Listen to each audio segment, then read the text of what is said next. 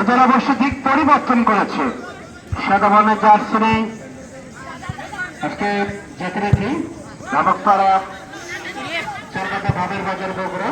তারা মাঠে উত্তর সাইডে সাদা রঙের জার্সি নেই তারা মাঠে অবস্থান করেছে এবং জাতিরেথি আকাশী বর্ণের জার্সি নেই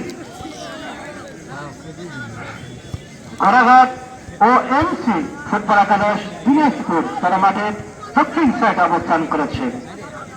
প্রথমে কয়েকটি সুযোগ এই দল অবশ্য পেয়েছে, বিশেষ করে আজকে প্রথমার্ধে একেবারে শেষ মিনিটে মাহিন অসাধারণ একটি সুযোগ পেয়েছে, 1-1 একটি সুযোগ পেয়েছিল, কিন্তু ব্যাটলা খারাপ হয়ে গেছে, সুযোগটা কাজে লাগাতে পারল না। ভাগ্যবান পাবে পরিচালক এবং মাঠে যিনি মাঠটি পরিচালনা করছেন রাজীব কবির রাফি। আবার আপনার রফিক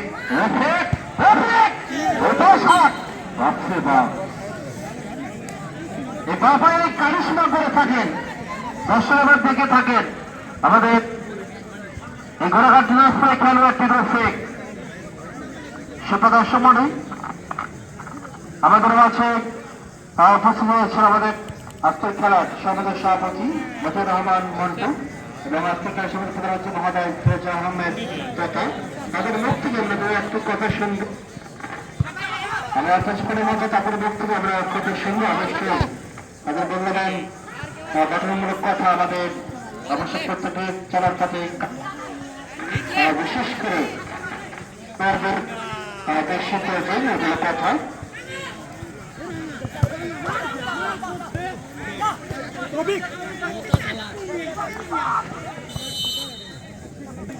রফিক অবশ্য আফসার দেখাতে পেরেছিলেন। আবারও মাহিন কি করবেন? বিদেশের খেলোয়াড়টি বর্তমানে সৈকত বগুড়া জেলার অন্যতম খেলোয়াড়, দীর্ঘদিন যাবৎ ফুটবলের সাথে সম্পৃক্ত রয়েছেন পরিশ্রমী খেলোয়াড়। বিশেষ করে গত বছর আমরা অসীম সুখদের সময় নেই আজকের খেলার আমি সভাপতি মহোদয়কে আজকে খেলোয়াড় এবং দর্শক মন্ডলের উদ্দেশ্যে সকলের উদ্দেশ্যে কিছু কথা বলার জন্য বিশেষ আসছে আজকে খেলার সম্মানিত প্রধান অতিথি যারা আহমেদ তোতা বিশিষ্ট ব্যবসায়িক এবং সমাজ সেবক তাকে অনুসরণ সকলের উদ্দেশ্যে কিছু কথা বলার জন্য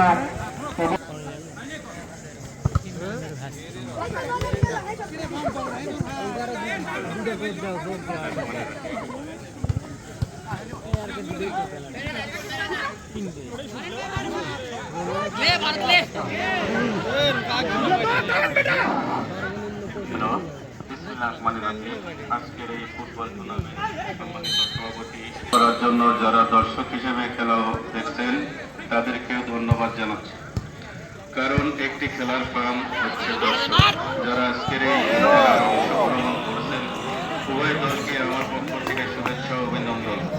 আসলে খেলাধুলার মাধ্যমে সমাজ থেকে মাদকাসক্ত দূর হয়, মানুষ সৃজনশীল হয়ে ওঠে।